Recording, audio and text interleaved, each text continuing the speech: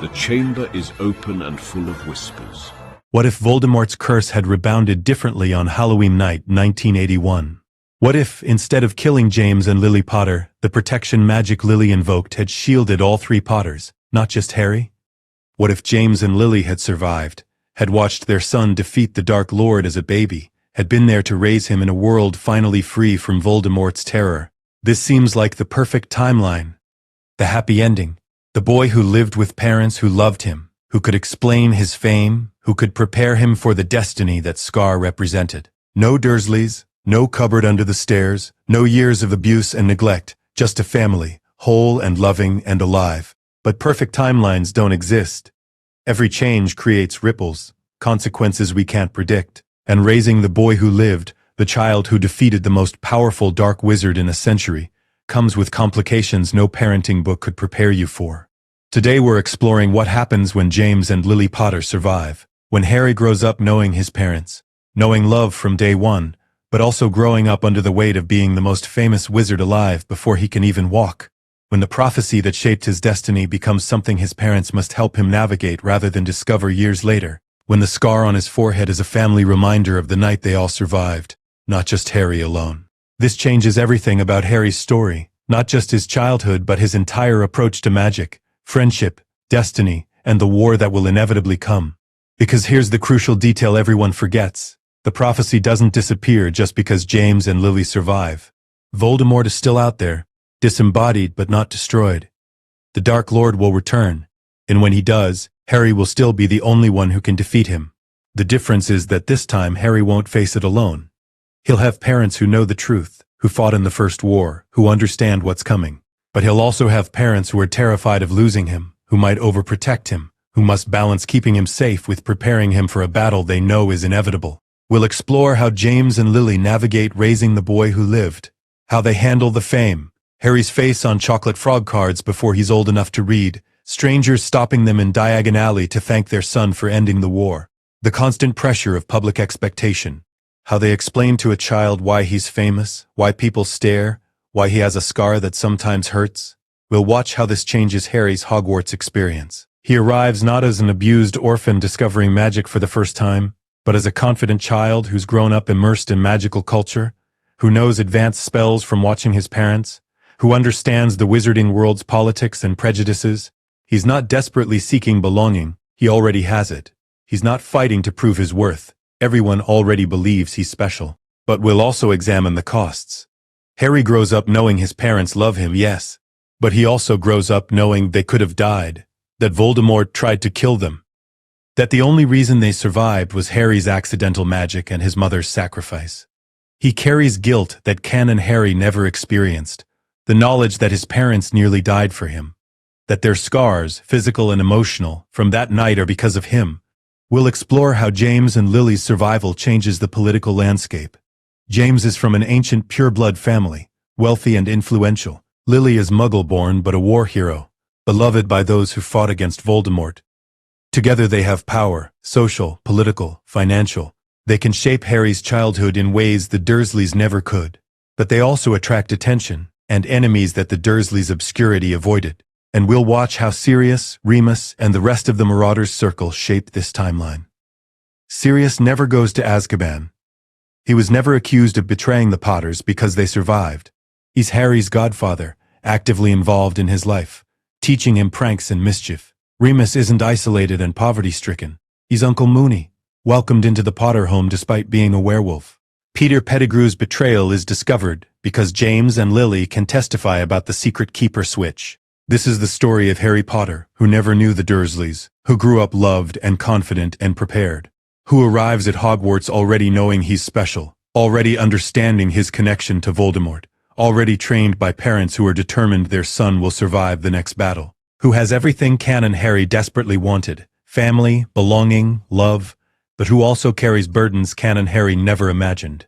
Because when you're raised by heroes who survived a Dark Lord's attack, when you grow up knowing you're prophesied to fight that same Dark Lord someday, when your parents pour all their knowledge and fear and desperate love into preparing you for a war they know is coming, that shapes you in ways both beautiful and complicated. So let's explore what happens when the Potters survive, when James and Lily raise Harry, When the boy who lived becomes the boy who lived with parents who would do anything to make sure he keeps living.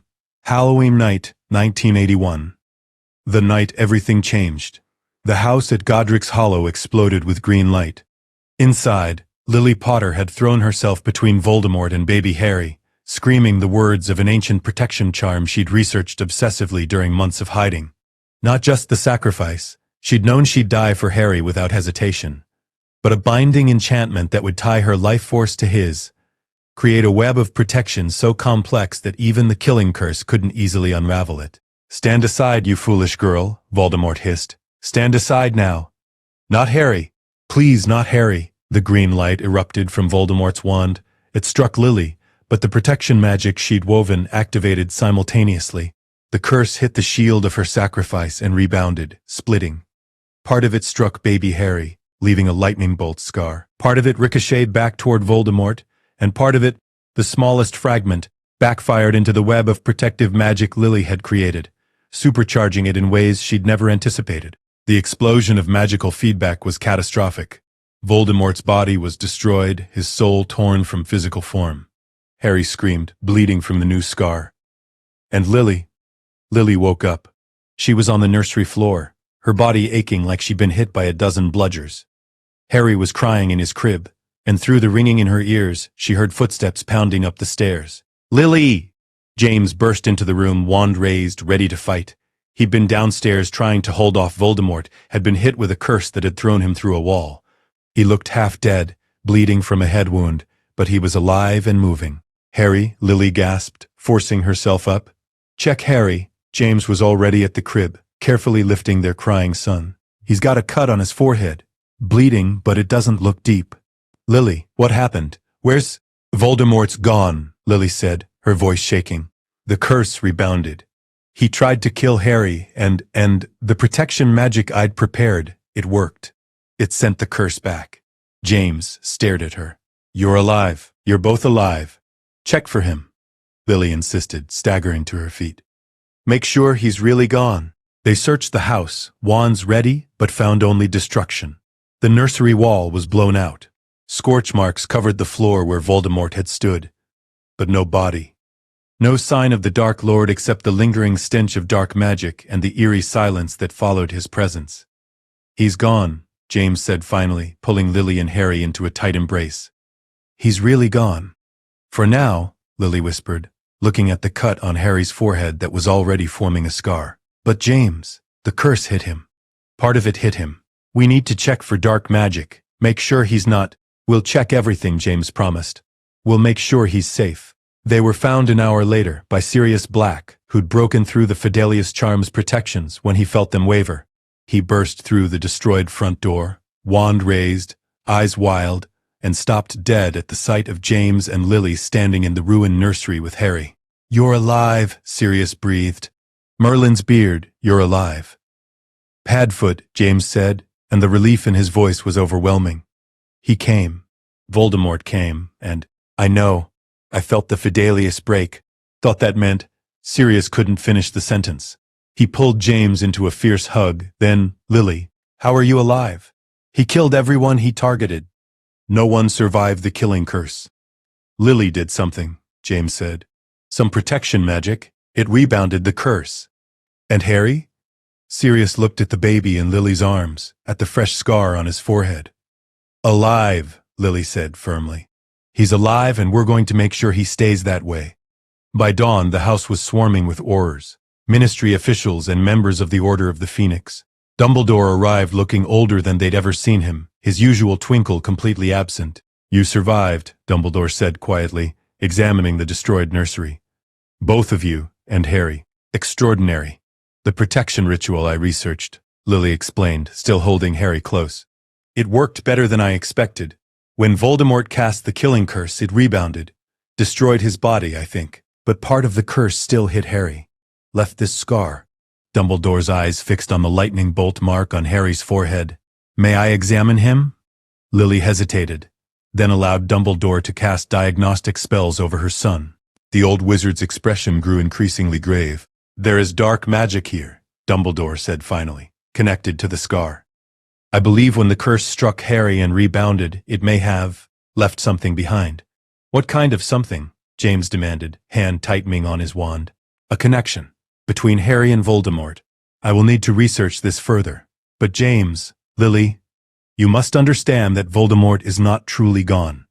His body is destroyed, but his soul endures. He will seek to return, and when he does, this connection may prove significant. The words hung in the air like a curse themselves. They'd survived. But the threat wasn't over. Then we prepare, Lily said firmly. We prepare Harry for whatever comes next. We teach him, train him, make sure he's ready.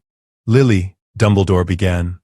No, Lily interrupted. Dumbledore, you know the prophecy. You know Harry is destined to face Voldemort.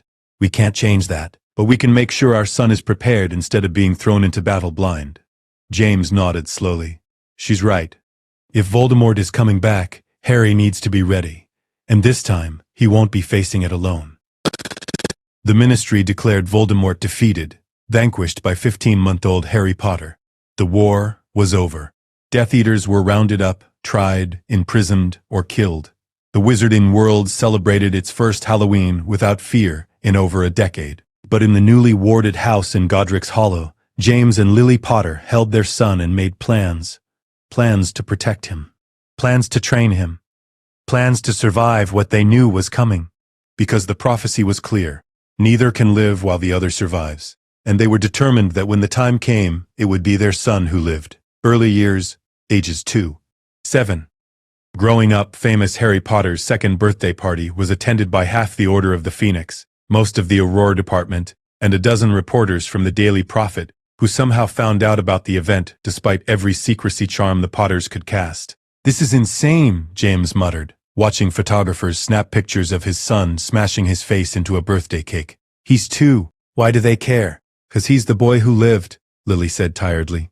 She'd spent the morning answering questions from a Witch Weekly reporter about Harry's favorite toys and whether they'd consider endorsements for magical baby products. James, we need to accept that our son is famous. This isn't going away. He shouldn't have to be famous. He should just be Harry. But Harry couldn't just be Harry. Not when his defeat of Voldemort was taught in history of magic classes. Not when his face appeared on chocolate frog cards. Toddler Harry, smiling, with the caption youngest wizard to survive the killing curse. Not when witches and wizards stopped them in Diagon Alley to shake his small hand and thank him for ending the war. The first time Harry asked about the scar, he was 3 years old. Why do I have this? He asked, touching the lightning bolt on his forehead, while Lily brushed his perpetually messy black hair. Lily set down the brush, her heart clenching. They'd discussed this moment, prepared for it, but actually facing her toddler son's innocent question was harder than she'd imagined. Because a very bad wizard tried to hurt you when you were a baby, Lily said carefully.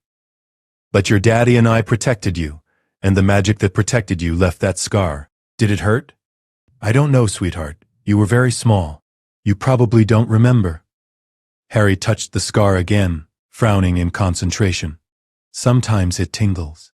Like magic. Lily's blood ran cold. When does it tingle? Sometimes. When I'm thinking hard about things. Lily immediately told James, who told Dumbledore, who confirmed what they feared. The connection between Harry and Voldemort was active even with Voldemort disembodied. The scar was a link between them. We need to teach him occlumency, Lily decided, young. Before the connection can be exploited. He's 3, James protested. Occlumency is advanced magic. It requires mental discipline most adults struggle with. Then we start simple. Meditation, mental exercises, building mental defenses gradually. James, if Voldemort can access Harry's mind through that scar. I know, James interrupted, running his hands through his hair in the same gesture Harry would inherit. You're right. We start training him. But Lily, we also let him be a kid sometimes. He can't spend his whole childhood preparing for a war. They tried to balance it. Harry learned to read at 4, both because Lily was determined he'd have every educational advantage and because he was genuinely curious about the books in their library. He learned basic wand movements at 5, mimicking James's practice sessions with a toy wand until James finally taught him the proper forms. Swish and flick, James coached, guiding Harry's small hand through the levitation charm motion. The movement matters as much as the words. When you're old enough to have a wand, you'll already have muscle memory. Harry practiced religiously, determined to make his parents proud. He also learned to fly at 6, earlier than most children, but James had been a Quidditch star and couldn't resist teaching his son. Harry took to it naturally, zooming around the garden on a child-sized training broom while Lily watched with her heart in her throat. "He's going to be a natural," Sirius said proudly, watching Harry execute a perfect barrel roll. "Just like his dad." "He's going to give me a heart attack," Lily corrected. But the hardest lessons weren't magical. They were about fame, about privacy, about navigating a world that saw Harry as a symbol rather than a person. When Harry was 5, a group of older children surrounded him at a playground in a Muggle park near their house. "You're Harry Potter!" one exclaimed. "The boy who lived. My dad says you defeated you-know-who when you were just a baby." Harry, who'd been trying to play on the swings like a normal child, looked uncomfortable. "I don't remember it. Can you show us magic? Real magic?" "I'm not supposed to do magic outside of home," Harry said, repeating what his parents had told him countless times. "It's against the rules." "Bet you can't do any magic at all," another child sneered. "Bet you're just normal and the story's made up." Harry's accidental magic manifested before he could stop it, the swings all suddenly moving on their own, the slide extending upward impossibly high. The Muggle children ran away screaming. Lily found Harry crying under a tree an hour later. "They wanted me to be special," Harry sobbed. "But when I was special, they were scared. I didn't mean to scare them, Mum. I just got upset and the magic happened." Lily held him close, her own heart breaking. "I know, sweetheart. I know it's hard. People expect things from you because of what happened when you were a baby. But you're not responsible for their expectations." "Why did Voldemort come to our house?" Harry asked. "Why did he try to hurt us?" It was the question Lily had been dreading. Harry was 5. Too young for the full truth of the prophecy. Too young to understand destiny and chosen ones. But he deserved some answer. "Because he was afraid of you," Lily said carefully. "There was a prediction that a child born when you were born would be able to defeat him. Voldemort was scared of that prediction, so he tried to stop it from coming true, but he failed." "Am I going to have to fight him again?" Harry asked with a child's directness. Lily wanted to lie, wanted to promise that no Harry would never have to face Voldemort again, that the threat was over. But she'd promised herself she would never lie to her son about the important things. "Probably," she said quietly. "Someday when you're older and trained and ready." "Voldemort isn't truly gone, Harry. He's diminished, hiding. But he'll try to come back. And when he does, you'll need to stop him. Will you and Dad help me?" "Always," Lily promised fiercely. "We will always help you." "You're not fighting this alone." James started training Harry in defensive magic at 6. Not spellcasting. Harry was too young for a wand. But theory, tactics, situational awareness. They made it a game, practicing dodging spells, recognizing danger signs, planning escape routes. "Why are we doing this?" Harry asked during one session where James had been teaching him to identify dark mark symbols. "Because knowledge is protection," James explained. "The more you know, the safer you are. And Harry, your mum and I won't always be able to protect you. You need to be able to protect yourself. Is Voldemort coming back soon? We don't know. Could be years, could be decades. But when he does come back, you'll be ready." Harry absorbed the training with a seriousness that sometimes worried his parents. He was a cheerful child, quick to laugh and play, but he also carried an awareness of danger that most children his age never developed. He checked exits in unfamiliar buildings.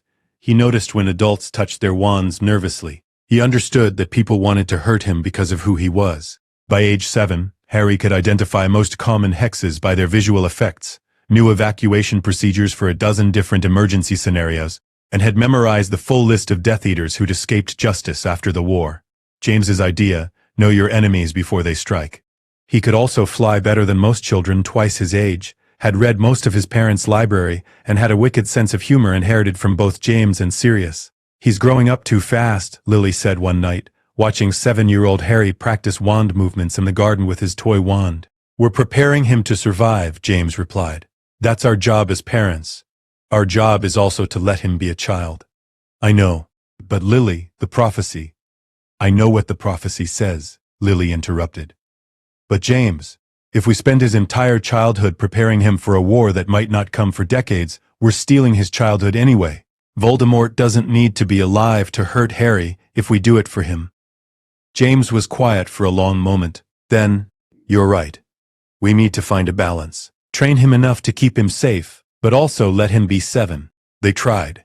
Harry attended a Muggle primary school for a year to socialize with non-magical children his age. He joined a local Quidditch youth league under a different name to avoid attention. He had playdates with the Children of Order members. Neville Longbottom became a close friend, bonding over their shared experience of Voldemort targeting their families. But the fame never went away. The stares never stopped.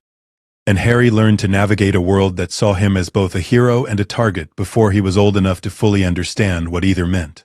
On the eve of Harry's 8th birthday, Lily found him looking through old photographs of Halloween 1981. Pictures of the destroyed nursery, of the dark mark that had been above their house, of baby Harry with the fresh scar. "Mum?"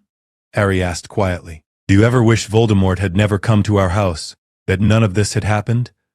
Lily sat beside him, considering her answer carefully. "I wish Voldemort had never existed. I wish he hadn't hurt people, hadn't killed families, hadn't caused so much pain. But Harry, I can't wish that night had never happened, because it made you who you are. You're brave and aware and compassionate because you understand what it means to survive something terrible. I just wish you didn't have to learn those lessons so young." "I'm going to have to kill him someday, aren't I?" Harry asked. "Really kill him, not just bounce his curse back. 8 years old and already understanding what the prophecy demanded." "Yes," Lily said, because she'd promised never to lie about the important things. "Someday, you'll have to face him. But Harry, you'll be ready. We're making sure of that. What if I'm not good enough?" "You will be," Lily said fiercely, pulling him into a hug. "You're James and Lily Potter's son. You survived the killing curse. You'll survive whatever comes next." Harry hugged her back tightly, and Lily felt him tremble slightly. Her son, who was learning defense tactics and memorizing Death Eaters, they were preparing him to survive. She just hoped they weren't destroying who he could have been in the process. Late childhood, ages 8, 10. The prophecy's weight, Harry's 9th birthday brought another media circus, but this time the Potters were prepared. James had contacted the Daily Prophet directly and agreed to give one exclusive interview in exchange for being left alone the rest of the year. The interview took place in their living room, with Harry sitting between his parents on the couch, looking remarkably composed for a 9-year-old facing a national audience. "Harry," the interviewer began, "you're the boy who lived. The wizard who defeated he who must not be named. How does that feel?" "I don't remember it," Harry said, clearly repeating a line his parents had coached him on. "I was 15 months old. I'm just grateful my parents survived too. But you must feel proud. You saved the wizarding world." "My mum saved us," Harry corrected. "She used protection magic that made Voldemort's curse rebound. I was just a baby. I didn't do anything special." It was both true and false. The protection had been Lily's, but the prophecy had marked Harry specifically. The interviewer pressed on. "Do you think you know who will return?" "Yes," Harry said simply, and Lily felt James stiffen beside her.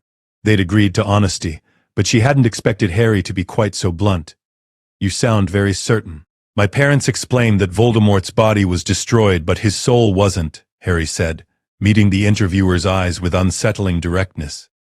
"He'll try to come back, and when he does, I'll help stop him again."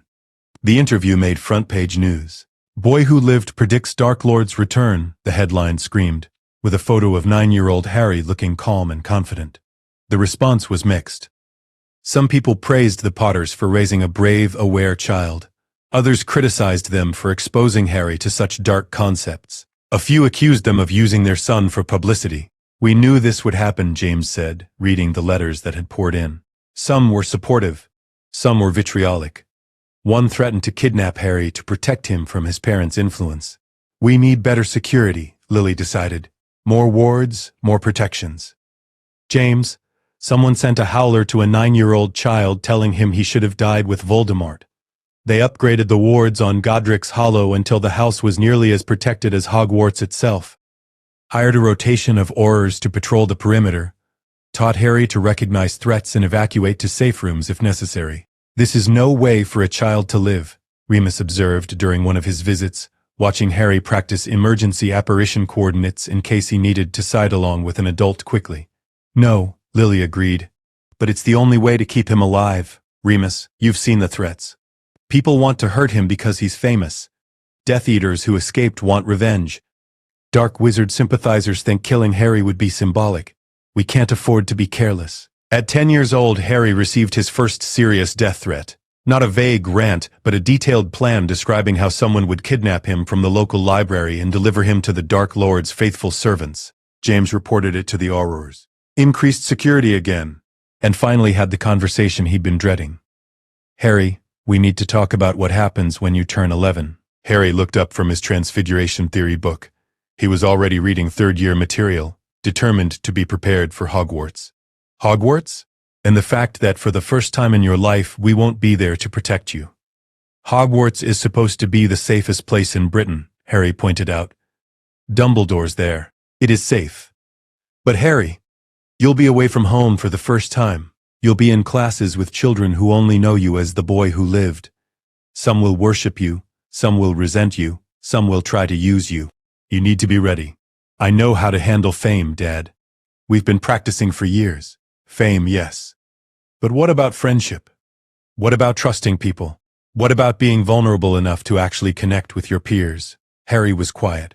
James and Lily had trained him extensively in defense, caution, awareness. But they'd perhaps not focused enough on how to be a normal child. Your mother and I want you to have friends at Hogwarts, James continued. Real friends, not just people who want to be near the boy who lived.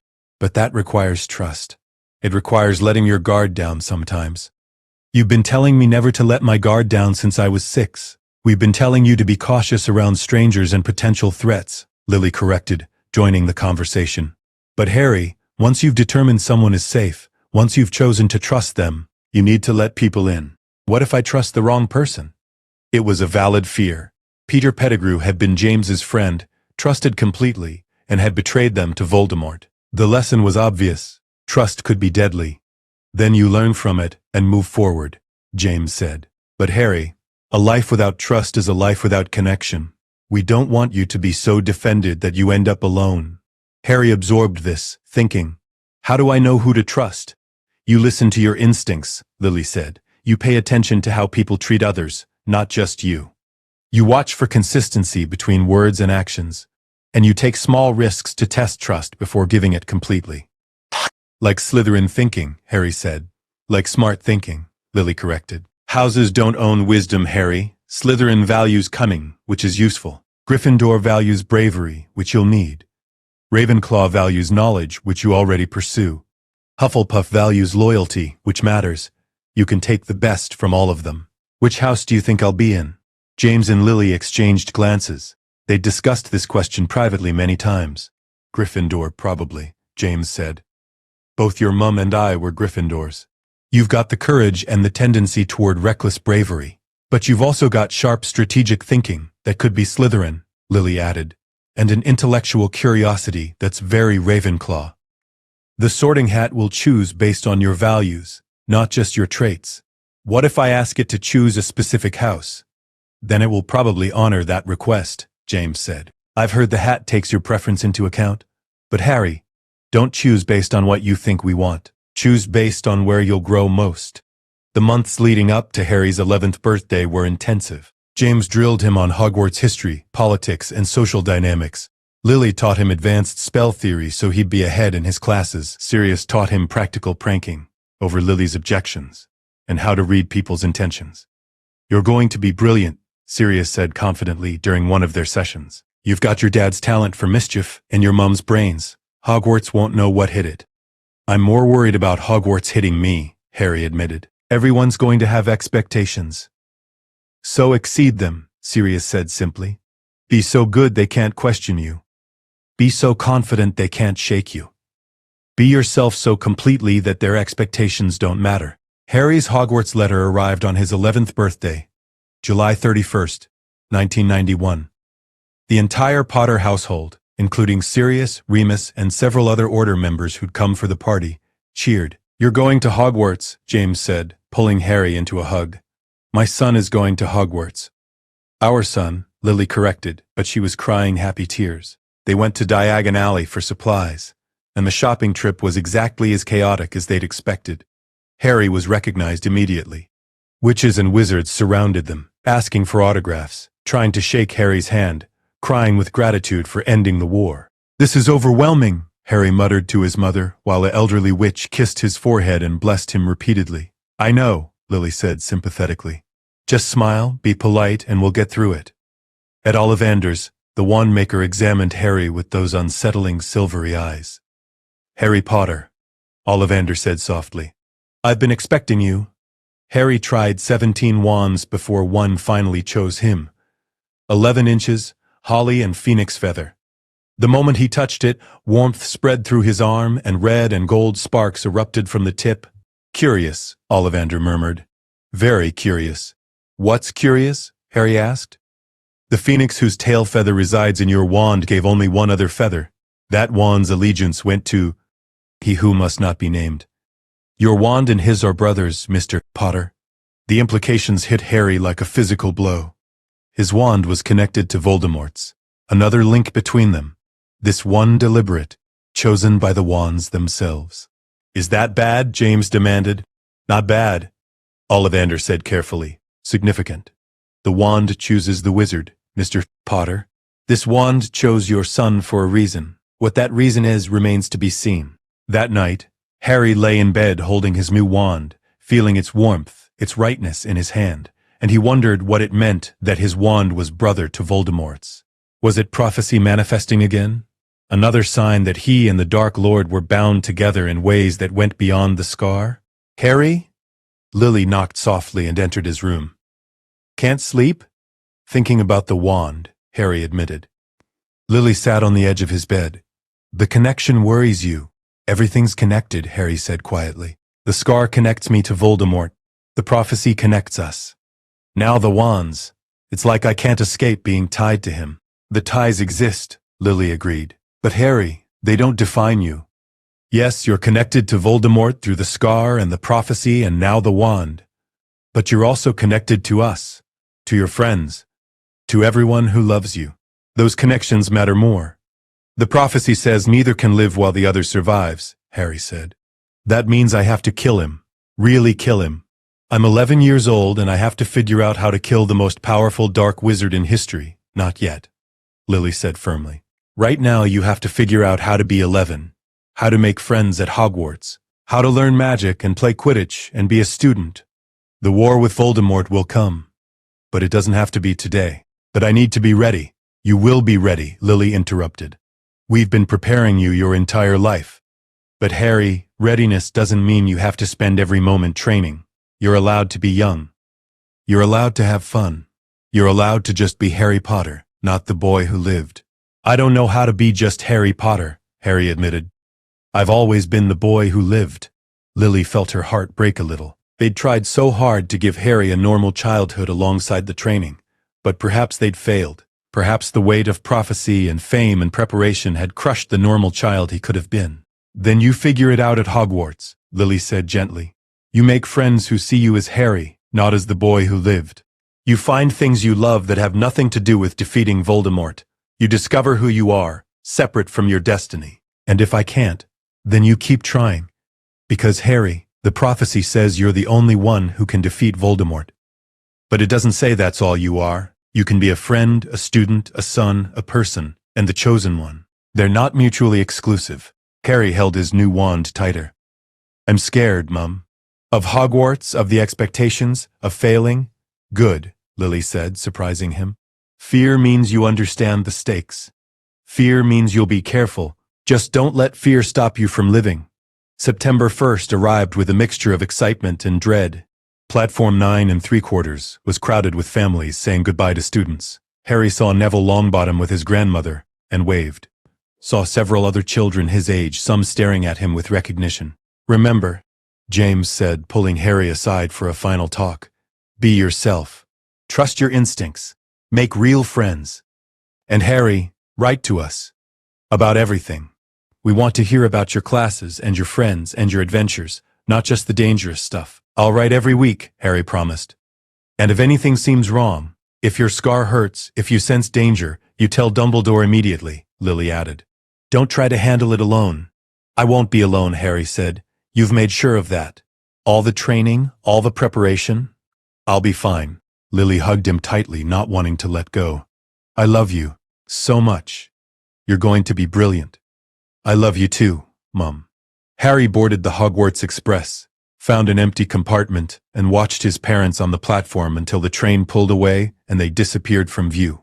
For the first time in his life, Harry Potter was truly on his own, not defenseless. His parents had made sure of that. Not unprepared, he'd been training for years, but alone in a way he'd never experienced before.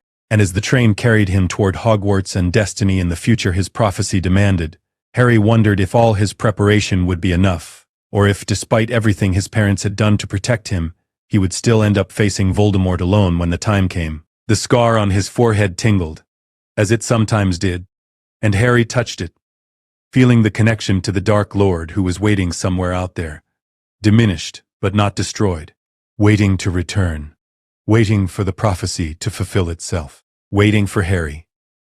Hogwarts years 1 through 4. The Hogwarts Express compartment door slid open just as Harry was settling in with a book on advanced defensive theory his mother had packed. "Excuse me, do you mind?" A boy with flaming red hair stood in the doorway, looking hopeful. "Everywhere else is full?" "Not at all," Harry said, gesturing to the empty seats. He recognized the Hare Weasley family. His father had mentioned Arthur Weasley worked at the Ministry, had a large family, supported Dumbledore during the war. "I'm Ron," the boy said, sitting down. "Ron Weasley? Harry Potter?" Ron's eyes went straight to the scar. "Blimey, you're really him? The boy who lived?" Harry suppressed a sigh. This happened every time. "Yes, but I mostly just go by Harry." "That's wicked. My whole family talks about you. You defeated you-know-who when you were a baby." "My mum defeated him, technically," Harry corrected, "with protection magic.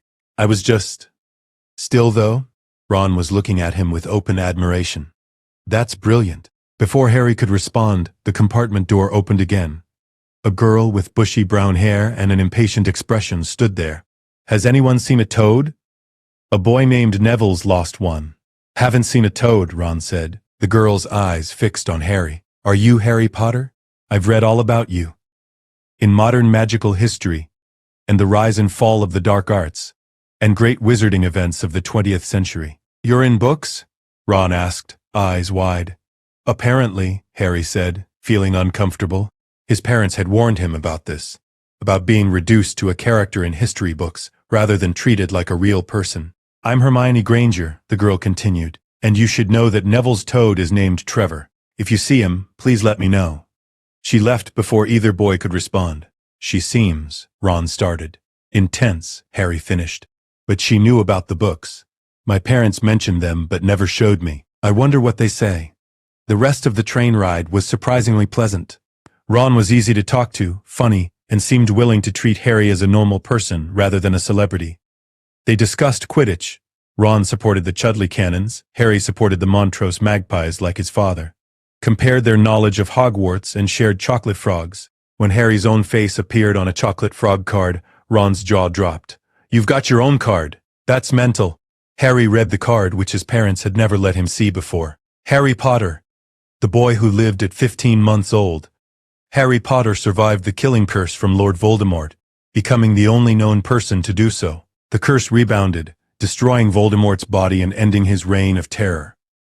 Potter currently lives with his parents James and Lily Potter in Godric's Hollow. "It makes it sound so simple," Harry muttered. "Like Voldemort just disappeared and everything was fine afterward." "Wasn't it?" Ron asked, then seemed to realize his mistake. "Sorry, that's probably a stupid question. It's fine. And no, it wasn't simple. Voldemort's followers were still out there. Some of them wanted revenge on my family. My parents had to put up massive wards, hire security, train me to defend myself." Harry trailed off, realizing he was sharing more than he'd intended. "That sounds rough," Ron said sympathetically. "Having to grow up worried about dark wizards coming after you." "It had its moments," Harry said lightly, not wanting to dwell on the darker aspects of his childhood. The sorting ceremony was every bit as intimidating as his parents had described. Harry stood with the other first years, acutely aware that everyone in the Great Hall was staring at him. Whispers followed him everywhere. "That's Harry Potter. The boy who lived. I heard he can speak to snakes. I heard he killed you-know-who with wandless magic." The rumors were absurd, but Harry kept his expression neutral. His mother had taught him that reactions fed attention. Better to appear unbothered. "Potter, Harry," Professor McGonagall's voice rang out. Harry walked to the stool, sat down, and the sorting hat was placed on his head. "Ah, Harry Potter," a voice said in his mind. "I've been expecting you. Your parents both sat beneath me, you know. James went to Gryffindor without question. Lily took longer to sort. She could have been Ravenclaw, you know, but chose Gryffindor for her courage. Where do I belong?" Harry thought. Interesting question. You have your mother's brilliant mind. Ravenclaw would suit you well. Your father's courage and tendency toward heroics? Gryffindor, obviously. But I also sense cunning, ambition, a strategic mind that could excel in Slytherin, and loyalty that Hufflepuff would value. My parents were Gryffindor, Harry thought. But you said to choose where I'll grow most. Wise. You could flourish anywhere, Harry Potter. But where will you be most challenged? Where will you become who you need to be? Harry thought about his childhood. His parents had trained him, prepared him, given him knowledge and skills most first years didn't have. Gryffindor would be easy. He'd be surrounded by people who valued courage, who'd accept him readily. But would that challenge him? Ravenclaw, Harry thought. I want to learn everything I can. Knowledge is the best preparation for facing Voldemort when he returns. Ah, strategic thinking combined with intellectual hunger. Very well. Ravenlaw. The last word was shouted aloud. The Ravenclaw table erupted in cheers, but Harry caught sight of his parents in the crowd. James and Lily had come to watch the sorting, sitting at the staff table as Dumbledore's guests. They looked surprised, but proud. Harry sat at the Ravenclaw table, feeling both certain and uncertain. He'd made a choice based on strategy, on what he needed rather than what was expected. Very Slytherin reasoning, he realized with amusement. Brilliant, a Ravenclaw prefect said, shaking his hand. We got Harry Potter. Wait until the other houses hear about this. Classes began the next day. Harry quickly discovered that his parents' extensive preparation had given him a significant advantage. In Transfiguration, he successfully turned his match into a needle on the second try. The only first year besides Hermione Granger to succeed. Excellent work, Mr. Potter, Professor McGonagall said, and Harry felt a surge of pride. 10 points to Ravenclaw. In Charms, Professor Flitwick was delighted when Harry demonstrated perfect wand movement for the levitation charm. Muscle memory from years of practice with his toy wand. But it was defense against the dark arts that proved most interesting. Professor Quirrell was clearly incompetent, stuttering and nervous, teaching from a textbook rather than practical experience. During the first lesson, Harry raised his hand. Professor, this textbook says the best defense against a boggart is the ridiculous charm. But wouldn't a Patronus be more effective against certain dark creatures? Quirrell blinked at him. The P. Patronus charm is very advanced, Mr. P. Potter. Not so suitable for first years. But if we're learning defense, shouldn't we learn the most effective defenses? Even if we're not practicing them yet, understanding the theory would be valuable. Several students were staring at Harry. Hermione Granger was nodding vigorously. Mr. Potter makes an excellent point, she added. The curriculum seems designed for minimal competency rather than actual mastery. Quirrell looked flustered. The C curriculum is set by the Ministry, Miss G. Granger. Then perhaps the curriculum needs updating, Harry said. After class, Hermione approached him. That was brilliant. I've been thinking the same thing. The defense textbook is outdated and inadequate. My parents taught me that knowing the theory behind spells is as important as casting them, Harry explained. Quirrell seems to know the theory but has never applied it practically. Your parents are James and Lily Potter, Hermione said. Both war heroes. They must have taught you a lot. They did, Harry admitted. Maybe too much sometimes. It's hard to learn at the pace of normal first years when you've been reading third-year material for years. I know exactly what you mean, Hermione said enthusiastically. I've read all our textbooks already. Most of what we're learning in class is review. They fell into companionable conversation about spell theory and advanced magic, finding common ground in their shared love of learning. By the time they reached the Great Hall for lunch, they'd become friends. Ron found them discussing the theoretical applications of transfiguration for combat purposes. You two are mental, he said, but he was grinning. It's the first week and you're already talking about NEWT-level theory.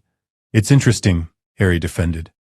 Don't you want to understand how magic actually works? I want to understand how to pass my classes, Ron replied. You can keep the advanced theory. The trio formed quickly. Harry, Hermione, and Ron, bound together by friendship and complementary skills. Harry provided practical magical knowledge from his parents' training. Hermione offered encyclopedic theoretical understanding. Ron contributed strategic thinking about wizarding culture and social dynamics. When Halloween brought the troll incident, it was different from canon. Hermione wasn't in the bathroom crying. She was with Harry and Ron in the Great Hall. When Quirrell announced the troll in the dungeons, Harry immediately recognized the tactical problem. "The Slytherin dormitory is in the dungeons," he said urgently to Professor McGonagall. "The students need to evacuate upward, not be sent down to their common rooms." McGonagall's eyes widened. "You're absolutely right. All students remain here while prefects check the evacuation routes." The troll was found and defeated by the professors before it could harm anyone. Dumbledore publicly thanked Harry for his tactical awareness. "Mr. Potter's quick thinking prevented a potential tragedy," Dumbledore announced. 20 points to Ravenclaw. Later, in the Ravenclaw common room, Harry's housemates celebrated. But Harry was thoughtful. "A troll doesn't just wander into Hogwarts," he said to Hermione. "Someone let it in." "But why?" "Maybe it was a distraction," Hermione suggested. "While everyone was dealing with the troll, someone could access areas they normally couldn't, like the third-floor corridor that's forbidden," Harry said. "My parents told me Dumbledore's hiding something there." "Something important." "How would your parents know?" "Because my dad asked Dumbledore directly. When you're James Potter and your son is attending Hogwarts, you want to know what dangers might be in the castle." Harry wrote to his parents that night, "Dear Mum and Dad, there was a troll in the school today.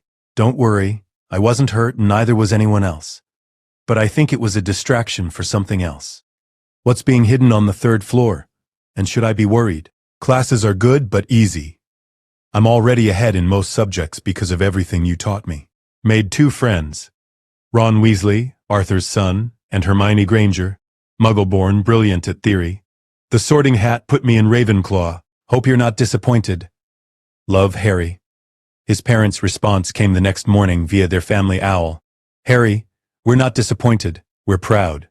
Ravenclaw suits you perfectly. Trust your instincts about the third floor. Something is being protected there, but Dumbledore assured us it's safe. If you're concerned, talk to him directly. You have that right as someone who's proven he can think tactically. Be careful. Trust your friends. Write often. Love, Mum and Dad. P.S. Ravenclaw. My son's a Ravenclaw. Your mother won't stop grinning. She always said you got her brains." Dad Harry smiled at the postscript. His parents' support made the distance from home more bearable. As the term progressed, Harry noticed peculiarities about Professor Quirrell. The man seemed nervous around Harry specifically, avoided eye contact, and once Harry caught him muttering to himself in a language that sounded like Parseltongue. "I think Quirrell's up to something," Harry told Hermione during one of their study sessions. "Evidence?" Hermione asked. "Ever practical? Gut feeling. The way he looks at me sometimes. And I think I heard him speaking Parseltongue once." "You can recognize Parseltongue?" My parents made sure I could identify it. They said it's a rare gift that runs in certain families, and most Parselmouths in recent history have been dark wizards. If Quirrell speaks it, then he might be connected to you-know-who, Hermione finished. "But you-know-who is gone." "His body is gone," Harry corrected. My parents explained that his soul survived somehow. "He's out there, diminished but not destroyed. What if he's trying to return? What if whatever's on the third floor is something he needs?" They investigated, carefully and systematically. Hermione researched in the library. Ron used his brother's knowledge of Hogwarts secrets to map possible routes. Harry used strategic thinking learned from his parents to analyze Quirrell's movements. By December, they'd pieced together that the Philosopher's Stone was being hidden at Hogwarts, Nicholas Flamel's legendary artifact that produced the Elixir of Life. "If Voldemort wants to return," Harry said, "he'd need a body. The stone could help with that." "But Dumbledore's protecting it," Hermione protested. "Surely he knows the danger. Dumbledore's brilliant, but he's not infallible. My dad told me about the First War. Dumbledore made mistakes, trusted the wrong people sometimes. What if he's wrong about who's after the stone?" Harry wrote to his parents again, explaining his suspicions. Their response was immediate and took the form of an emergency flu call. Harry Lily's face appeared in the Ravenclaw common room fireplace, causing several students to stare. "Tell me everything about your concerns with Professor Quirrell," Harry explained. The parcel tongue, the suspicious behavior, the connection to the stone. Lily listened intently, her expression growing more concerned. "I'm telling Dumbledore," she said firmly. "And Harry, promise me you won't investigate this alone. If Quirrell is connected to Voldemort." "I won't be alone," Harry promised. "I have Ron and Hermione. And Mum? I've been training for this my whole life. I can handle it." "Training and facing actual dark wizards are different things," Lily said. "Promise me you'll be careful." "I promise."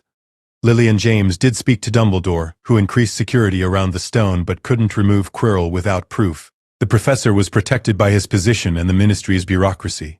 When June arrived and Quirrell made his move to steal the stone, Harry was prepared. He'd spent the year studying the protections, understanding the challenges, planning how to stop someone from reaching the stone. But he didn't have to go alone through the trapdoor. His parents had taught him better than that.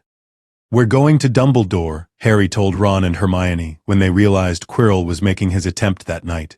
"And we're telling him everything we know. That's what you do when you have information about a threat. You tell the people who can actually stop it." They went to Dumbledore, who listened to their evidence and acted immediately. Quirrell was caught attempting to steal the stone, was revealed to be harboring Voldemort's spirit in the back of his head, and was subdued by Dumbledore before he could complete the theft. Harry never faced Voldemort directly, never touched Quirrell and burned him with his mother's protection, never risked his life for the stone, because James and Lily had raised him to be strategic, not reckless. To seek help when facing dangers beyond his capability. To trust adults who'd proven themselves trustworthy. "You did exactly right," Dumbledore told Harry afterward. "You gathered intelligence, analyzed the threat, and reported it to someone with the authority and power to intervene. That's mature tactical thinking, Mr. Potter." "My parents taught me that heroics get you killed," Harry said. "Strategy keeps you alive." "Wise parents," Dumbledore said. "Though I suspect they also taught you when heroics are necessary." "They did, but this wasn't one of those times." First year ended with Ravenclaw winning the House Cup, partly due to Harry's contributions, with Harry having proven himself an excellent student and tactical thinker, and with Voldemort's first attempt to return being thwarted. At home that summer, James and Lily were both proud and concerned. "You handled it perfectly," James said. "You identified the threat, gathered evidence, reported it properly." "That's exactly what we hoped you'd do." "But I didn't face Voldemort," Harry said. "The prophecy says I'm the only one who can defeat him. What if I needed to confront him and I backed down?" "You made the tactical choice to involve Dumbledore rather than face a possessed professor as a first year," Lily corrected. "That's not backing down, that's being smart. Harry, the prophecy doesn't demand you fight Voldemort every time you encounter him. It means that ultimately, you're the only one who can kill him permanently. But that doesn't mean every encounter has to be a duel to the death." "Your mother's right," James added. "You're 11. You don't have to defeat Voldemort yet. You just have to survive until you're ready." Second year brought the Chamber of Secrets crisis. Messages written in blood, students being petrified, fear spreading through the school, and Harry discovered something he'd never known about himself. He could speak Parseltongue. It manifested during a dueling club session, when a snake appeared and Harry instinctively told it to leave a student alone. The entire school heard him hissing at the snake in a language none of them understood. The reaction was immediate and hostile. Students avoided Harry in corridors. Whispers followed him everywhere. Harry Potter was the heir of Slytherin. Harry Potter was a dark wizard. Harry Potter was going to purge Muggleborns. Harry wrote to his parents in distress. "I can speak Parseltongue. I never knew. The snake was there and I told it to back off and everyone heard me. They think I'm dark. They think I opened the chamber. Mum, Dad, what does this mean?" His parents' response came within hours. "Harry, we're coming to Hogwarts. Don't worry about Parseltongue. It's just a language. Yes, it's associated with dark wizards, but abilities aren't inherently dark. How you use them determines morality. We'll explain everything. Love." Mum and Dad, James and Lily arrived at Hogwarts and requested a meeting with Harry and Dumbledore. "The Parseltongue likely came from Voldemort," Dumbledore explained gently. "When the curse struck you, Harry, and a piece of Voldemort's soul attached to yours, you may have gained some of his abilities. Parseltongue appears to be one of them." "So I have Voldemort's power inside me?" Harry asked, feeling sick. "You have a connection to him," Dumbledore corrected. "That's not the same as having his power. The ability is yours to use as you choose. Can we remove it? Lily asked. The connection, the soul fragment? Not without considerable risk to Harry, Dumbledore said. The soul piece is attached to his scar. Removing it would likely kill him. Then we learn to manage it, James decided. Harry, Parseltongue doesn't make you dark. It's just another tool. We'll figure out how to use it properly. But the school's fear didn't abate. Students continued avoiding Harry. Even some Ravenclaws looked at him with suspicion. When Hermione was petrified while researching the chamber, Harry felt personal guilt and rage.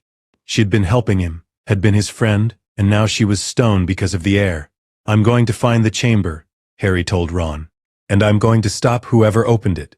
Your parents said not to be reckless, Ron reminded him. I'm not being reckless. I'm being strategic. Hermione left us clues. She always does. We just need to find them. They found her notes about the basilisk, pieced together that the monster moved through pipes, identified Moaning Myrtle's bathroom as the likely entrance, and then Ginny Weasley was taken into the chamber, and Harry had no choice but to act. He wrote a quick note to his parents. Ginny Weasley taken into chamber. I know where the entrance is. Going in to save her. I'm sorry. Then he and Ron descended into the chamber, armed with their wands and Harry's Parseltongue ability to open the entrance. The confrontation with Tom Riddle's memory and the basilisk was brutal. Harry used everything his parents had taught him, dodged the basilisk's killing gaze using mirrors and reflections, used strategic thinking to identify the diary as the source of Riddle's power, called for help when he was overwhelmed. Fawkes arrived with the Sorting Hat. When Gryffindor's sword appeared from the hat, Harry killed the basilisk by driving the blade through the roof of its mouth into its brain. Then he stabbed the diary with a basilisk fang, destroying Riddle's memory and saving Ginny. But not before the basilisk fang had pierced his arm, injecting venom that should have killed him within seconds. Fawkes saved him again, crying tears that healed the venom. Harry survived, Ginny was safe, and the chamber was closed. His parents arrived at the hospital wing within an hour, having received his note and immediately rushed to Hogwarts. You could have died, Lily said, her voice shaking as she held Harry. You fought a 60-foot basilisk and nearly died from venom. But I didn't die, Harry pointed out. I saved Ginny and destroyed the diary and survived. That's what matters. That's not all that matters, James said firmly. Harry, you went into mortal danger without backup. That's not strategic. That's reckless. A student was dying, Harry argued. There wasn't time to get backup. Every second mattered. He's right, Dumbledore said quietly, having entered the hospital wing. Miss Weasley was minutes from death. Harry made the only choice available, and he prevailed, using tactical thinking, magical skill, and considerable bravery. Don't encourage him, Lily said sharply. Dumbledore, he's 12. He shouldn't have to fight basilisks and dark wizards. No, he shouldn't, Dumbledore agreed. But the prophecy doesn't care about what should be. It only cares about what is. Third year brought Sirius Black's escape from Azkaban. Except in this timeline, Sirius had never been imprisoned. But Remus Lupin joined the staff as defense against the dark arts professor, and Harry finally had a competent teacher in that subject. Uncle Remus is teaching, Harry wrote excitedly to his parents. Finally, someone who actually knows defensive magic. Lupin was indeed excellent. He taught practical defense, had students face boggarts, and practiced Patronuses, emphasized real-world applications over theory. But he also gave Harry preferential treatment, which other students noticed. Professor Lupin helps you more than the rest of us, a Slytherin complained. Professor Lupin is my parents' friend, Harry said honestly. He's known me since I was born. Of course he pays more attention to me. The complaint reached Lupin, who pulled Harry aside. I've been showing favoritism, Lupin admitted. I should be treating you like any other student. But I'm not any other student, Harry pointed out. I'm the boy who lived.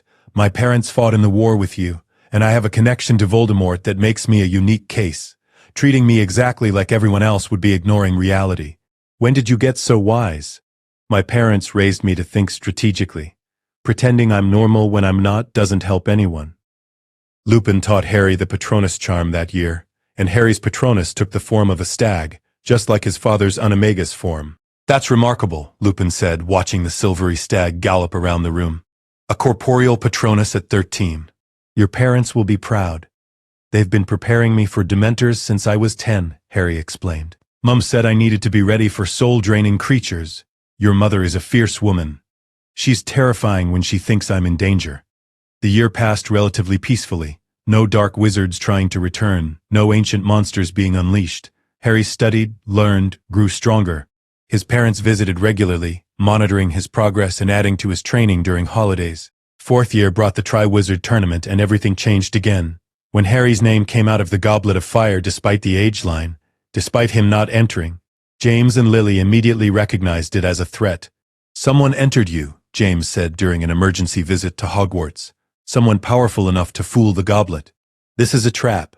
Can't I just refuse to compete? Harry asked. The goblet creates a binding magical contract, Dumbledore explained. Refusing would cost Harry his magic. He must compete. Then we prepare him to survive, Lily decided. Every task, we research and train and make sure he's ready. They did exactly that.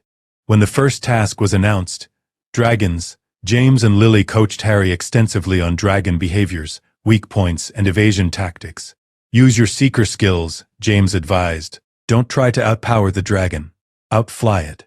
Harry successfully retrieved the golden egg by summoning his firebolt and using his flying ability to evade the Hungarian horntail. The crowd went wild. The second task required rescuing someone from the lake. Harry was unsurprised to find it was his parents. Both James and Lily were taken as his most precious people. He rescued them using gillyweed, provided by Neville, who'd read about it in herbology texts. But he also rescued Gabrielle Delacour when Fleur couldn't complete the task, which earned him extra points for moral fiber. You saved everyone, Lily said afterward, proud but concerned. Not just us, Harry. You can't save everyone. I had time, Harry said. I wasn't going to leave her there. The third task, the maze, was where everything went wrong. Harry and Cedric reached the cup simultaneously. Both grabbed it, were transported to the graveyard, and found Peter Pettigrew waiting with a bundle that contained a grotesque infant-like form. Voldemort was returning. The ritual was horrific. Bone of the father, flesh of the servant, blood of the enemy. Pettigrew murdered Cedric immediately. Harry tried to fight but was bound to Tom Riddle's gravestone, bleeding from where Pettigrew had cut his arm for the ritual. The blood of the enemy forcibly taken, Pettigrew chanted, and added Harry's blood to the cauldron. Voldemort rose from the cauldron, fully formed and terrifyingly real. Harry Potter, Voldemort hissed. The boy who lived. How fitting that your blood should restore me to power. Harry had been trained for this his entire life, but training and reality were catastrophically different. Voldemort cast Cruciatus. Harry screamed. The pain was beyond anything he'd imagined. When Voldemort released the curse and called Death Eaters to witness his return, Harry focused on the one thing his parents had drilled into him: survival. Voldemort wanted to duel, wanted to prove himself superior in front of his followers. Harry used that. Afraid to face me wandless? Harry taunted, buying time. Need to prove you can beat a 14-year-old? Voldemort's red eyes narrowed. You have your mother's impudence. Very well. I will demonstrate the inferiority of your blood and your training. The duel was brutal. Harry used every defensive technique James had taught him, every strategic principle Lily had instilled. He dodged, blocked, rolled behind gravestones for cover. When their wands connected, brothers, as Ollivander had predicted, Priori Incantatum occurred. Ghostly echoes of Voldemort's victims appeared. Cedric, Bertha Jorkins, Frank Bryce, an old man, and finally, James. Lily? Harry gasped, seeing his parents' shades emerge from Voldemort's wand. But they weren't dead. These were echoes from the night Voldemort attacked when Harry was a baby. The night the spell had struck James first, had hit Lily, had rebounded. Run, Harry, James's echo said. You can't beat him yet. Run. We're proud of you, Lily's echo added. Now run. Harry ran, grabbed Cedric's body and the cup, activated the port key, returned to Hogwarts. The chaos that followed was overwhelming. Harry collapsed in Dumbledore's arms, babbling about Voldemort's return, about the ritual, about Cedric's death. Cedric Diggory's parents screamed in grief, and James and Lily Potter, who'd been watching from the stands, ran to their son. Voldemort's back, Harry gasped, as his mother pulled him close. He's back and he used my blood and I couldn't stop him and Cedric's dead. Shh, Lily soothed, though her hands were shaking. You survived. That's what matters. Cedric didn't survive. I know, sweetheart. But you did. You came back. The Ministry tried to deny Voldemort's return. Fudge called Harry a liar, claimed Cedric died in a tragic accident, said Voldemort was still gone. But James and Lily Potter wouldn't tolerate it. They held a press conference, had Harry testify under Veritaserum to prove his truthfulness, and forced the Ministry to acknowledge the threat. Voldemort has returned, Lily announced to the Daily Prophet. My son faced him in combat and survived. The war isn't over, it's just beginning again. The wizarding world fractured. Some believed the Potters. Others sided with the Ministry's denial, but the truth was out. Voldemort was back, and Harry Potter, the boy who lived, would have to face him again, just as the prophecy had always said. 5th year through the final battle. The prophecy fulfilled. The summer after Voldemort's return was the worst of Harry's life. He'd watched Cedric Diggory die, had been tortured with the Cruciatus Curse, had dueled the Dark Lord and barely escaped, and now he was home at Godric's Hollow with his parents, surrounded by Order of the Phoenix members discussing war strategies while he tried to process trauma. We need to take Harry out of the country, Lily argued during one Order meeting.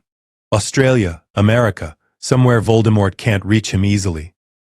Running won't change the prophecy, Dumbledore said gently. The connection between Harry and Voldemort transcends distance. Then we keep him here and train him, James countered. Properly train him. Everything we've taught him hasn't been enough. He needs actual combat experience. Advanced defensive magic. Dueling tactics beyond what Hogwarts teaches. He's 15, Remus interjected. James, he's a child. He's the chosen one, James said harshly. The prophecy doesn't care that he's 15. Voldemort certainly doesn't care. If Harry has to fight, he needs to be ready. Harry sat in the corner of the room, listening to them debate his future like he wasn't there. His scar throbbed constantly now, a persistent reminder of the connection to Voldemort that had become impossible to ignore. Can I say something? Harry asked quietly. The room fell silent. All eyes turned to him. I need to learn occlumency, Harry said. The connection is getting stronger. I can feel him sometimes. Emotions, fragments of thoughts. If I don't learn to shield my mind, Voldemort will be able to use it against me. Agreed, Snape said from the doorway. Everyone turned to find the potions master standing there, his expression as severe as ever. The Dark Lord will exploit the connection. Potter needs occlumency training immediately. You're offering to teach him? James asked, tension evident in his voice. James and Snape's animosity from school had never fully resolved. I'm the most qualified, Snape said coldly. I've practiced occlumency for decades against the Dark Lord himself. If Potter is serious about learning, I'll teach him. I'm serious, Harry said immediately. And so began the most grueling magical training of Harry's life.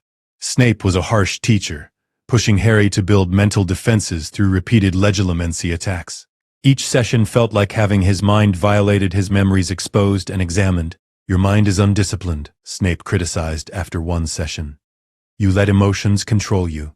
Anger, fear, grief, all of these are weapons the Dark Lord will use. I'm trying, Harry said through gritted teeth.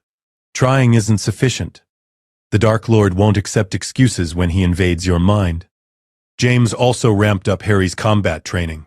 They dueled daily, not practice dueling, but serious combat with the intention to win. James didn't hold back, using spells that could seriously injure if Harry didn't defend properly. In real combat, your enemy won't give you chances, James said, hitting Harry with a stinging hex when his shield wavered. You defend, or you suffer. Those are the only options. Lily focused on strategic thinking and magical theory. She taught Harry about Horcruxes, dark objects containing fragments of soul that made a wizard effectively immortal. Voldemort used them, Lily explained, showing Harry restricted texts from the Black Family Library. That's how he survived the rebounded curse. His soul was anchored to this world by Horcruxes. How many? Harry asked. We don't know. But Harry, destroying them is the only way to make Voldemort mortal enough to kill permanently. How do you destroy a Horcrux?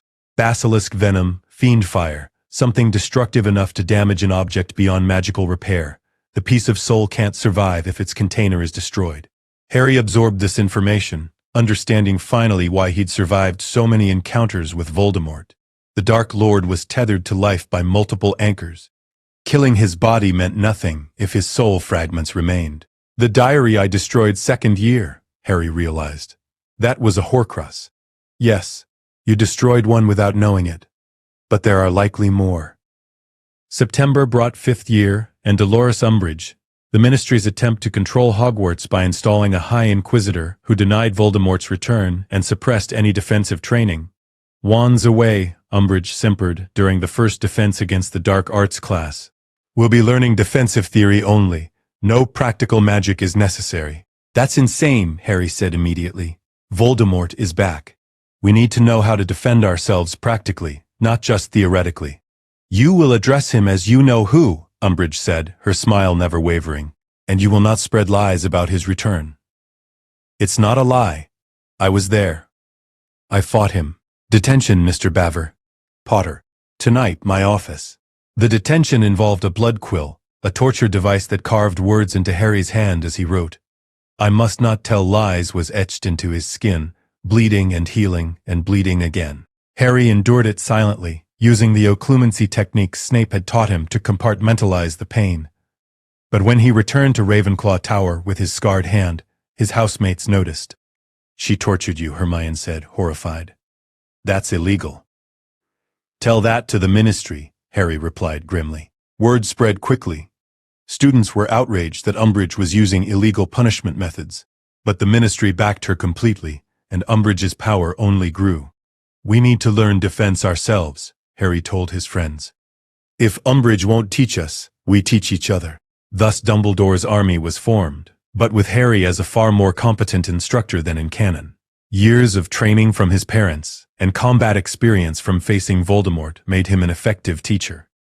Defense isn't just spells, Harry explained during their first meeting in the Room of Requirement. It's tactics, awareness, strategy. You need to think 3 moves ahead, like chess. Anticipate your opponent's actions and counter before they strike. He taught them shield charms, stunning spells, disarming charms, and tactical movement. He emphasized that magic was only part of combat. Positioning, timing, and mental discipline mattered equally. My parents taught me that surviving isn't about being the most powerful, Harry said. It's about being smarter than your enemy. Use your environment. Create advantages. Fight dirty if you have to. Winning matters more than honor. Some students, particularly the Gryffindors, looked uncomfortable with this pragmatic approach, but Hermione nodded approvingly. That's very Slytherin thinking, she observed. It's very survival thinking, Harry corrected. Houses don't matter when you're facing the killing curse. The DA flourished under Harry's instruction. Students learned practical defense and gained confidence. Even Neville Longbottom, always clumsy and uncertain, showed remarkable improvement. You're a natural at this, Harry told Neville after a particularly good practice session. You think defensively, always protecting others. That's valuable in combat. Really? Neville asked, surprised. Really, your instinct is to shield rather than attack. That makes you an excellent defender. We need people like that.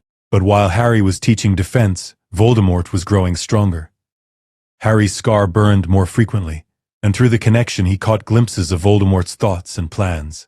One night in December, Harry had a vision so vivid it felt real. Arthur Weasley being attacked by Nagini in the Department of Mysteries. He woke screaming, his scar on fire. Dad! Mum, Harry shouted, stumbling out of his 4-poster bed. His parents arrived via emergency portkey. They'd given Dumbledore authorization to summon them if Harry was in danger. What happened? James demanded. Mr. Weasley, Arthur Weasley. He's been attacked. Snakebite, Department of Mysteries. He's bleeding out. Lily immediately sent a Patronus to the order. Arthur's been attacked. Department of Mysteries. Send help immediately. The order responded. Found Arthur exactly where Harry had seen him. Saved his life, but the implications were terrifying. Voldemort used the connection, Dumbledore explained afterward. He sent you that vision deliberately. Wanted you to see Mr. Weasley dying. Wanted you to feel responsible. But why? Harry asked. To test the connection. To see if he could manipulate you through it. And Harry, he succeeded. You saw what he wanted you to see. But I saved Mr. Weasley's life, this time. But what happens when Voldemort uses the connection to send false visions? To lure you into traps? The occlumency lessons must intensify. Snape's occlumency instruction became brutal. He invaded Harry's mind repeatedly, forcing Harry to watch his worst memories. Cedric's death, the Cruciatus curse, his parents nearly dying when he was a baby. "Clear your mind," Snape commanded. "Empty your thoughts. The Dark Lord won't be gentle when he attacks."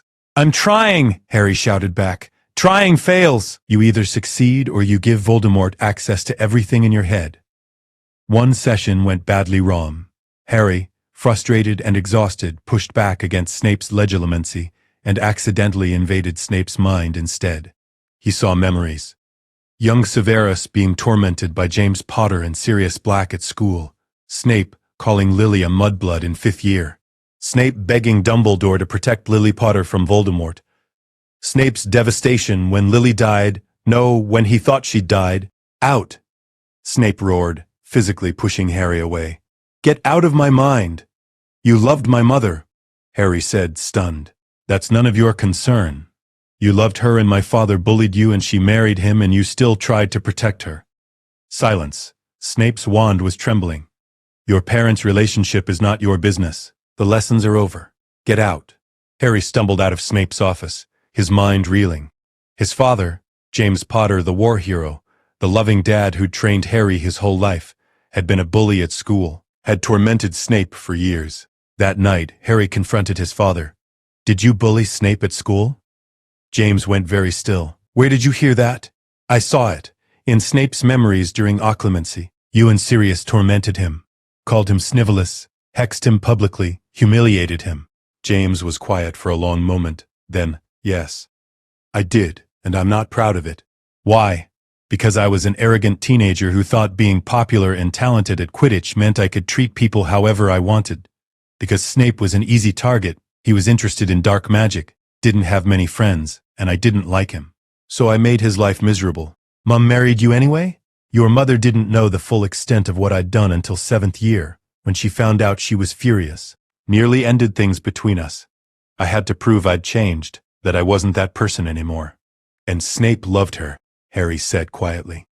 James nodded. "He did. They were childhood friends before Hogwarts. I destroyed that friendship through my bullying and his choices regarding dark magic. When Lily died, when we thought we'd died, Snape was devastated. He's been protecting you partly because of his love for her. That's why he's so harsh with me. I look like you." "Yes, you're a living reminder of everything he lost and everything he hated. But Harry, he's still teaching you occlumency because it's necessary. His past with me doesn't change his commitment to stopping Voldemort." The conversation left Harry unsettled. His father wasn't the flawless hero Harry had imagined. James had been flawed, cruel even, before maturing into the man he was now. "People change," Lily told Harry later. "Your father was a bully at 15. By 17 he'd grown past that. By the time we married, he was a good man. Don't judge him solely by his worst moments." "But he made Snape's life terrible." "Yes, and your father regrets that deeply. He's apologized to Severus multiple times over the years. They'll never be friends, but they've achieved professional respect. That's all we can ask." In February, Harry had another vision. Sirius Black being tortured in the Department of Mysteries by Voldemort. The vision was so vivid, so real, that Harry was certain it was happening. But this time, Harry had learned caution. "I need to verify," Harry told Hermione and Ron. "Before we rush in, I need to check if Sirius is actually in danger."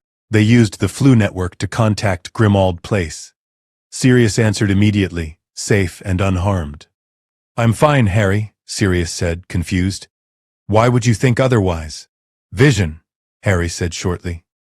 "Voldemort showed me you being tortured, wanted me to rush to save you." "It's a trap," Sirius realized. "He's luring you to the Department of Mysteries." "I know. But why? What's there that he wants?" Dumbledore answered that question in an emergency meeting. "The prophecy. The full prophecy about you and Voldemort is stored in the Department of Mysteries. He wants you to retrieve it for him. Why can't he get it himself? Only the people mentioned in a prophecy can retrieve it from the Hall of Prophecy. You or Voldemort. No one else can touch it." "Then we destroy it," Harry said immediately. "If Voldemort wants it, we make sure he never gets it." "That's strategically sound," James agreed. "But Harry, going to the Department of Mysteries is exactly what Voldemort wants. Then we go prepared." with backup, with a plan. The Order of the Phoenix agreed to help. This time, when Harry went to the Department of Mysteries, he wasn't leading a handful of students into danger. He was accompanied by experienced fighters, Mad-Eye Moody, Kingsley Shacklebolt, Remus Lupin, and his own parents. The battle in the Department of Mysteries was chaotic and brutal. Death Eaters were waiting, led by Lucius Malfoy. They wanted the prophecy, wanted Harry to retrieve it so they could learn its full content. "The Dark Lord wishes to hear the prophecy, Potter," Malfoy said, his wand trained on Harry. "Take it from the shelf and give it to me." "I don't think so," Harry replied, remembering every tactical lesson his parents had taught him. He was positioned behind cover, had escape routes planned, wasn't standing exposed like an idiot. The Death Eaters attacked. Spells flew in every direction as the battle raged through the Hall of Prophecy. Harry fought with everything he'd learned, dodging curses, returning fire, using the environment strategically. He wasn't trying to defeat Death Eaters. He was trying to survive long enough for the Order to win. Lily dueled Bellatrix Lestrange with terrifying skill, matching the Death Eater curse for curse. James fought alongside Sirius, their old Marauder partnership evident in their coordinated attacks. But in the chaos, a Death Eater fired a curse at Harry that he didn't dodge in time. It struck his chest, and Harry went down hard. "Harry!" James's scream cut through the battle. Lily was at Harry's side instantly, checking for a pulse, assessing the damage. The curse had been a dark, cutting hex. Harry was bleeding severely from a chest wound. "Stay with me," Lily commanded, her hands glowing with healing magic. "Harry, look at me. Stay conscious." Did Voldemort get it? Forget the prophecy. Focus on breathing. The Order won the battle. The Death Eaters were driven off or captured. But Voldemort himself appeared at the last moment, engaging Dumbledore in a spectacular duel that destroyed half the atrium. Harry, barely conscious from blood loss, watched the two greatest wizards alive fight. Voldemort was vicious, creative, ruthless. Dumbledore was controlled, strategic, using ancient magic that Voldemort couldn't match. The duel ended in stalemate when Ministry officials arrived and witnessed Voldemort's presence. The Dark Lord fled rather than face arrest. But the damage was done. The Ministry could no longer deny his return. Harry woke in St. Mungo's 3 days later. His parents were at his bedside, both looking exhausted. "The prophecy?" Harry asked immediately. "Destroyed in the battle," James said. "Voldemort never heard it." "But I need to know what it says," Harry protested. "It's about me and Voldemort. I have a right to know." Dumbledore appeared in the doorway. "Then I shall tell you. I am the only other person who heard the prophecy in full." He recited it. "The one with the power to vanquish the Dark Lord approaches, born to those who have thrice defied him. Born as the 7th month dies, and the Dark Lord will mark him as his equal. But he will have power the Dark Lord knows not, and either must die at the hand of the other, for neither can live while the other survives." The words hung in the air like a death sentence. "Neither can live while the other survives," Harry repeated softly. "One of us has to kill the other." "Yes," Dumbledore said gently. "The prophecy demands it."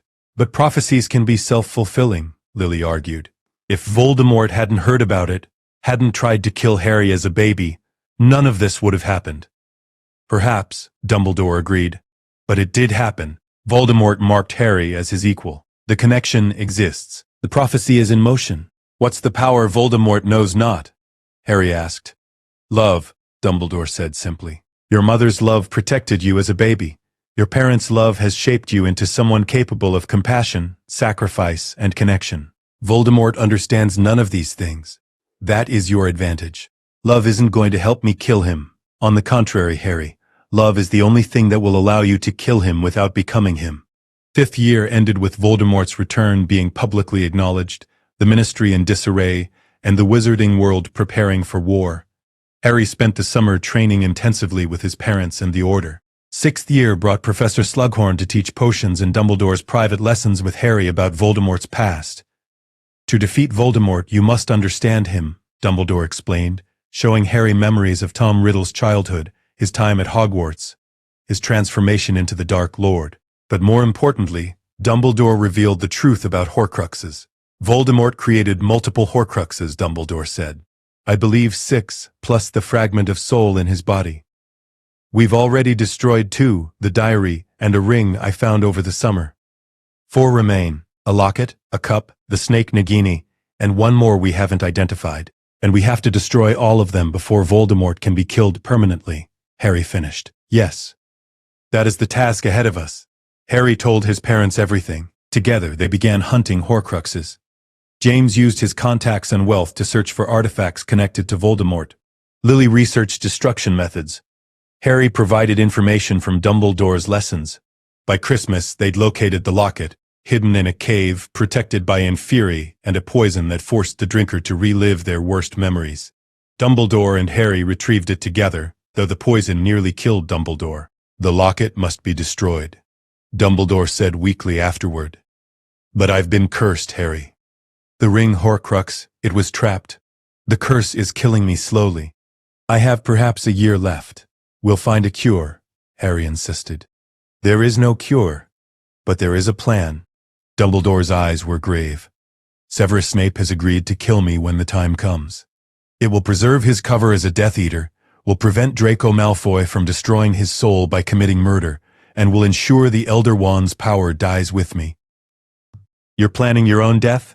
I'm planning strategic advantage. Harry, when I die, you must trust Severus completely. He's been working for our side since before you were born. Everything he does will be to protect you and defeat Voldemort. The plan unfolded as Dumbledore predicted. Draco Malfoy, forced by Voldemort to kill Dumbledore or watch his family die, couldn't complete the task. Snape arrived and cast the killing curse, murdering Dumbledore on the astronomy tower while Harry watched from beneath an invisibility cloak, held immobile by Dumbledore's last spell. Snape fled with the Death Eaters. The school mourned. And Harry was left holding Dumbledore's final message. Trust Severus. The snake must die last. You are the final Horcrux. To defeat Voldemort, you must be willing to die. No, Lily said when Harry told his parents. Absolutely not. You're not dying. Dumbledore said I'm a Horcrux, Harry insisted. The night Voldemort tried to kill me, a piece of his soul latched onto mine. That's why I can speak Parseltongue, why I see visions through his eyes. To destroy all the Horcruxes, I have to die. Then we find another way, James said firmly. But there was no other way. Harry knew it even if his parents refused to accept it. 7th year didn't happen at Hogwarts. Voldemort had taken control of the Ministry, installed Severus Snape as headmaster, and begun persecuting Muggleborns. Harry, Hermione, and Ron went into hiding to hunt Horcruxes, but this time with support from James and Lily. The hunt took months. They destroyed the locket using Gryffindor's sword, retrieved from the bottom of a frozen pond. They broke into Gringotts for the cup, a terrifying raid that ended with them escaping on a dragon. They discovered the diadem was hidden at Hogwarts. Throughout it all, Harry felt the connection to Voldemort growing stronger. He saw through the Dark Lord's eyes more frequently, felt his emotions, understood his plans. The Horcrux in his scar was active, alive, influencing him. We need to get it out of him, Lily said desperately. There has to be a way. Dark magic has dark solutions, Hermione said quietly. Maybe we need to think like Slytherins, use dark methods for good purposes. They researched obsessively, found references to soul extraction rituals, to magical surgery that could separate connected souls, to ancient magic that predated Horcruxes. But every method required one common element. The Horcrux host had to willingly release the soul fragment, had to want it gone more than they wanted to live. The Battle of Hogwarts came in May. Voldemort's forces attacked the school. Students and professors defended. The Order of the Phoenix fought alongside them. Harry stood in the Great Hall with his parents, watching Death Eaters breach the wards. This is it, Harry said quietly. This is the final battle. We fight together, James said, gripping his wand. We've fought together your whole life. We end this together. The battle was chaos. Spells flew everywhere. Students fought Death Eaters. Giants attacked the castle. Aragog's children swarmed the grounds. Harry fought through it all, searching for Nagini, the final Horcrux besides himself. He found her in the Shrieking Shack, where Voldemort was meeting with Snape. Harry watched from hiding as Voldemort turned on Snape. The Elder Wand doesn't answer to me, Voldemort said coldly. It was Dumbledore's, and now it must transfer to his killer. That's you, Severus. My lord, Nagini, kill. The snake struck. Snape fell, bleeding from massive wounds to his neck. Voldemort left him to die. Harry rushed to Snape's side, tried to stop the bleeding, but the wounds were too severe. "Take them," Snape gasped, tears leaking from his eyes. "Take my memories. Give them to Potter, to your parents. They need to know." Snape's memories flooded into the vial Harry conjured. Then Snape's eyes focused on Harry's face one last time. "You have your mother's eyes," Snape whispered. Tell Lily." "I'm sorry." He died in Harry's arms. Harry fled with the memories, found his parents, and together they viewed them in a pensieve hurriedly set up in the room of requirement. They saw everything. Snape's love for Lily, his role as double agent, his years protecting Harry on Dumbledore's orders, his anguish at having to kill Dumbledore, his complete loyalty to defeating Voldemort, and they saw Dumbledore's final instructions. Harry is the final Horcrux. He must die for Voldemort to become mortal. "Tell him when the time is right." "No," Lily said, tears streaming down her face. "There has to be another way." "There isn't," Harry said, feeling strangely calm. "I have to die. It's the only way to destroy the Horcrux." "Then we all die," James said fiercely. "We won't let you face this alone." "Yes, you will," Harry said gently. "Because someone has to kill Voldemort after I'm gone. Someone has to end this. And that's you." He hugged his parents, the people who'd raised him, trained him, loved him, prepared him for this exact moment. "I love you," Harry said. "Thank you for everything. For giving me a childhood, for teaching me magic, for showing me what family means. I'm ready for this because you made me ready." "Harry," Lily was sobbing. "I know the spell to extract a soul fragment," Harry interrupted. "Hermione and I found it. But it requires the host to want the Horcrux gone more than they want to live. That's the key. I have to choose to release it." "And then?" James asked hoarsely. "Then Voldemort becomes mortal. Then you can kill him. Then the prophecy is fulfilled. One of us dies at the hand of the other. It'll be me, but I'll take his immortality with me." Harry walked into the Forbidden Forest alone, as Voldemort had commanded via their connection. Death Eaters surrounded him. Voldemort stood waiting, the Elder Wand in his hand. "Harry Potter," Voldemort said softly, "the boy who lived, come to die." "I'm ready," Harry said. And he was. Years of preparation, of training, of love had led to this moment. "No last words? No pleas for mercy?" "Just one thing," Harry said. "I forgive you." Voldemort's red eyes widened in confusion. The concept of forgiveness was alien to him. Avada Kedavra. The green light struck Harry. He felt the Horcrux in his scar scream and tear away, felt his own soul remain intact, felt himself fall into darkness, and woke in a white space that might have been King's Cross Station, or might have been his own mind. Dumbledore was there, smiling gently, and beside him was a small flayed creature that might have been the Horcrux fragment, now powerless and dying. "You separated it," Dumbledore said proudly. "You chose to release the Horcrux rather than let it die with you. Brilliant magic, Harry. Your mother would be proud." "Is it over?" Harry asked. "The Horcrux is destroyed. You can return to your body if you choose, or you can move on. The choice is yours." "Can I actually survive?" "Your mother's protection saved you once. Your own choice to sacrifice yourself has saved you again. Yes, Harry. You can survive." "Then I'm going back. My parents need me. Voldemort needs to be finished." Harry opened his eyes in the Forbidden Forest. Played dead while Voldemort celebrated and ordered Hagrid to carry Harry's body back to the castle. When they arrived, Harry heard his mother's scream of grief, heard his father's roar of rage, heard the battle resume as the defenders of Hogwarts refused to surrender. And Harry rolled out of Hagrid's arms, very much alive. "I'm not dead," Harry announced to the shocked crowd. "The Horcrux is dead, but I survived." Voldemort's face contorted with fury and fear. "Impossible. You don't understand sacrifice," Harry said, standing to face him. "You don't understand love. That's why you'll always lose." The final duel was witnessed by everyone. Harry versus Voldemort, wands locked, magic blazing. But this time, Harry had no Horcrux connection. No shared soul fragment. He was completely himself. "The Elder Wand won't serve you," Harry said as their spells connected. "It answers to its true master. And Dumbledore's killer was Snape. The wand passed to Snape, and Snape died protecting me, willing his magic and his loyalty to my family. The wand recognizes that. It was a lie, but a believable one. And wand lore was complicated enough that Voldemort couldn't be certain. Avada Kedavra, Voldemort screamed. Expelliarmus, Harry shouted. The spells met. The Elder Wand, recognizing Harry's ownership, he'd disarmed Draco, who'd disarmed Dumbledore, the true line of succession, refused to kill its master. The killing curse rebounded. Tom Riddle died, finally and permanently, every Horcrux destroyed. Voldemort's body collapsed. The Death Eaters fled or surrendered. And Harry Potter, the boy who lived, stood victorious. His parents reached him first, both crying, both pulling him into a fierce embrace. You're alive, Lily sobbed. You're actually alive. Told you I'd come back, Harry said, managing a weak smile. Don't ever do that again, James said roughly. Promise.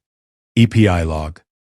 19 years later, Platform 9 3/4 was crowded with families saying goodbye to students.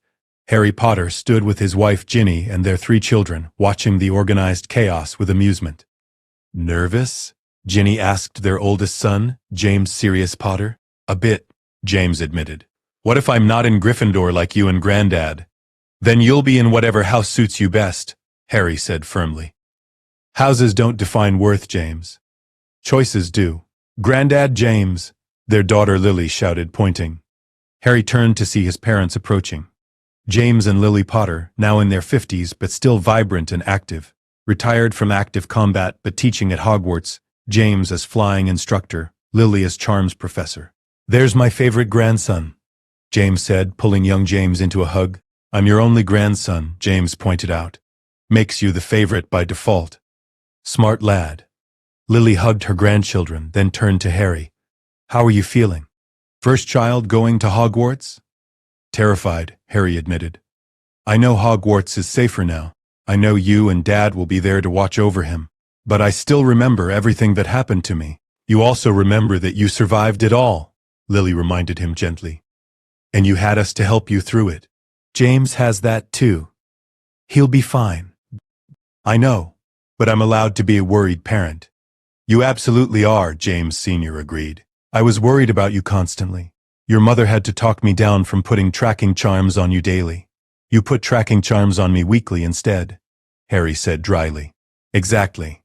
Showed remarkable restraint. They helped young James onto the train, waved as it pulled away, then stood on the platform together, 3 generations of Potters who'd fought and survived and built a better world. He'll be remarkable, Lily said, watching the train disappear, just like his father. Better than his father, Harry corrected. He won't have to fight a war, won't have to face Dark Lords, won't carry prophecies and Horcruxes. He gets to just be a student. That's what we fought for, James said quietly. So the next generation could be normal? Was I normal? Harry asked. Growing up with you two, training me constantly, preparing me for war? You were loved, Lily replied. That's what mattered. Yes, we trained you. Yes, we prepared you for danger, but we also gave you a childhood. Friends, laughter, family. You were both the boy who lived and just Harry. We tried to balance both. You succeeded, Harry said honestly.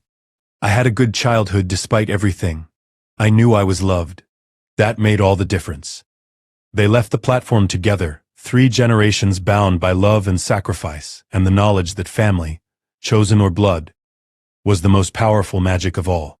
Harry Potter had been raised by James and Lily Potter, had grown up, loved, trained, prepared, had faced Voldemort multiple times and survived, had fulfilled the prophecy while surrounded by family rather than alone. The scar on his forehead had barely troubled him in 19 years. Voldemort was truly, permanently dead. The Horcruxes were destroyed. The war was over. And Harry Potter, the boy who lived, raised by parents who'd survived to guide him, had built a life worth living. A life where love defeated death, where family mattered more than prophecy, where the son of James and Lily Potter could finally just be Harry. Not the chosen one, not the boy who lived. Just a man who'd survived, who'd loved, who'd raised children in a world free from Dark Lords. And that, finally, was enough.